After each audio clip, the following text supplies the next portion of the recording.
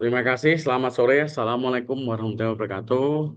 Izin perkenalkan, saya Taufik Mulisin, saya mahasiswa BINUS Online, jurusan Bisnis Manajemen, dengan nomor induk mahasiswa 280266524. Izin sore ini saya akan mempresentasikan terkait dengan SDGs nomor 12, terkait konsumsi dan produksi yang bertanggung jawab.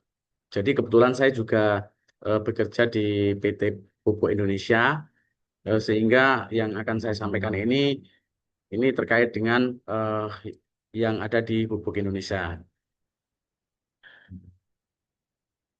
Jadi latar belakang dari masalah ini yaitu kebutuhan pangan nasional meningkat.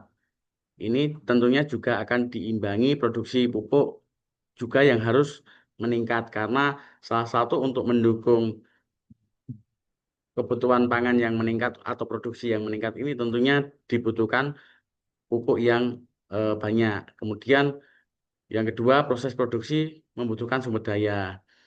Ini konsumsi di pabrik pupuk ini tentunya baik energi, air, dan bahan baku ini sangat tinggi. Kemudian yang ketiga, resiko dampak lingkungan, baik emisi gas rumah kaca, limbah cair, limbah kimia, dan atau residu padat. Kemudian yang selanjutnya, penggunaan pupuk di tingkat petani yang masih berlebihan atau masih belum sesuai dengan pemupukan secara berimbang. Nah, ini tentunya juga akan membuat kondisi kesehatan tanah ini akan menurun. Tentunya juga akan mempengaruhi pada pencemaran air. Nah, kurang lebih gambarannya di PT Pupuk Indonesia ini dari pabrik kemudian terdistribusi dan dipakai ke petani. Kemudian selanjutnya kami mencoba merumuskan masalah-masalah tersebut di atas dengan sebagai berikut. Yang pertama, bagaimana strategi pupuk Indonesia ini bisa meningkatkan efisiensi produksi pupuk tanpa mengorbankan kualitas dan ketersediaan. Nanti akan kita ulas di eh, slide selanjutnya. Kemudian, bagaimana sih upaya perusahaan dalam mengurangi konsumsi energi, kemudian air dan bahan baku pada proses produksi? Nah, ini yang nomor tiga, bagaimana cara perusahaan ini mengelola limbah supaya dampak kepada lingkungan ini bisa minim. Kemudian yang nomor empat, bagaimana sih cara perusahaan mengedukasi petani sehingga bisa memakai pupuk ini secara berimbang dan tidak berdampak kepada kesuburan tanah. Yang nomor lima, bagaimana sih penerapan konsumsi dan produksi yang bertanggung jawab ini oleh perusahaan supaya SDGs nomor 12 ini bisa tercapai dan yang paling penting ini bisa meningkatkan daya saing untuk perusahaan. Hasil temuan lapangan yang kita temukan nomor pertama itu adalah konsumsi energi yang masih sangat tinggi karena tentunya ini alat-alatnya belum bisa efisien dalam berproduksi. Kemudian penggunaan air masih sangat tinggi sehingga belum bisa hemat dalam penggunaan air ini. Yang selanjutnya limbah, baik limbah padat, cair ini juga belum dapat dimanfaatkan kembali atau masih banyak yang terbuang. Kemudian yang selanjutnya sebagian petani ini masih menggunakan pupuk melebihi dosis anjuran. Nah, ini tadi yang saya bilang akan menurunkan kualitas tanah. Kemudian penyerapan pupuk ini masih tidak rata. Akibatnya ada penumpukan, kemudian ada kekurangan juga di satu sisi untuk wilayah lain. Nah, solusi konkret yang coba kami buat, yang pertama terkait efisiensi energi produksi ini, kami tentunya akan memodernisasi peralatan pabrik dengan hemat teknologi atau hemat energi. Kemudian pemanfaatkan energi untuk dapat diproses untuk apa produk lain. Kemudian kita memonitor penggunaan energi ini secara real time. Yang selanjutnya juga penghemat air. Ini juga kami membuat sistem water recycling untuk memanfaatkan kembali air tersebut. Kemudian perbaikan pipa untuk mengurangi kebocoran.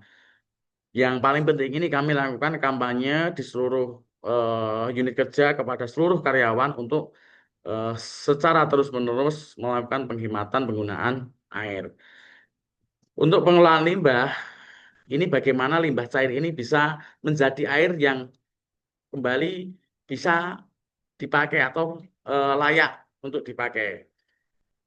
Kemudian yang selanjutnya pemanfaatan limbah padat, ini baik gipsum, abu ini bisa dijadikan bahan baku industri lain atau misalnya hasil samping kapur itu bisa dijadikan pupuk kapur pertanian. Kemudian kita juga bermitra dengan pihak ketiga untuk melakukan daur ulang. Nah, kemudian yang nomor 4 ini paling penting edukasi petani. Ini kami membuat program Memukan Berimbang. Ini kita mensosialisasikan kepada seluruh petani, juga diimbangi dengan digitalisasi. Jadi kami mempunyai apa mobil uji tanah yang siap membantu petani untuk mengambil sampling tanahnya sehingga bisa diketahui kebutuhan tanah tersebut, unsur haranya yang dibutuhkan berapa. Nah, yang nomor 5 ini optimalisasi distribusi. Jadi kami menggunakan digitalisasi rantai pasok, kemudian sistem distribusi yang aktual dan kerjasama dengan pihak swasta, BUMDes, dan koperasi. Nah, dari beberapa hal di atas, kami coba merefleksikan diri. Jadi melalui proyek ini, saya sadar bahwa penerapan konsumsi dan produksi ini tidak hanya menjadi tanggung jawab moral, tapi juga menjadi strategi bisnis, baik ini untuk perusahaan maupun untuk lingkungan. Jadi terkait dengan identifikasi kami di lapangan seperti tingginya konsumsi air, pengolahan limbah, serta penggunaan pupuk yang berlebihan ini apa ya? Kami lebih memahami bahwa tantangan keberlanjutan memerlukan kolaborasi dari semua pihak, baik internal maupun pihak eksternal. Saya juga melihat bahwa setiap langkah kecil yang kita edukasikan kepada petani, kemudian pelaku distribusi atau pemanfaatan limbah ini tentunya juga akan menjadi pondasi yang sangat kuat bagi pupuk Indonesia untuk berkontribusi nyata dalam pencapaian SDGs khususnya ini untuk yang nomor 12. Nah, dari pengalaman ini saya mengajarkan bahwa pentingnya berpikir secara strategis dan pragmatis agar solusi yang dihasilkan tidak hanya di atas kertas tapi juga dijalankan efektif di lapangan. Kurang lebih itu yang dapat saya sampaikan.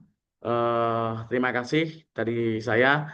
Assalamualaikum warahmatullahi wabarakatuh. Selamat sore.